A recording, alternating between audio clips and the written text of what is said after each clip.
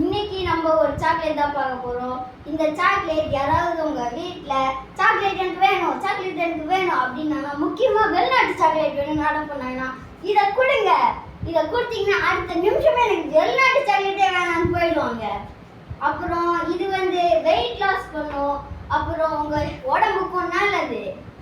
இன்னொன்று கேட்டிங்கன்னா சொந்தக்காரங்க யாரும் வீட்டுக்கு வந்தாங்க, எங்கள் வீட்டில் ஏதும் ஸ்நாக்ஸ் இல்லைன்னு சொன்னி வேற பார்த்து கொடுங்கன்னாங்கன்னா இதை எடுத்துகிட்டு போய் கொடுங்க. ஒரே ஓட்டமாக ஓடிங்கன்னா ஸ்நாக்ஸே வேணான்னு வெறுத்துருவாங்க, சாக்லேட்டே வேணான்னு வெறுத்துருவாங்க. இப்போ நான் கஸ்டமரை தேடிட்டு இருக்கேன். கஸ்டமர் வந்துட்டாரு. வாங்க சார், ட்ரை பண்ணி பாருங்க, அமோகமாக இருக்கும். ஓகே,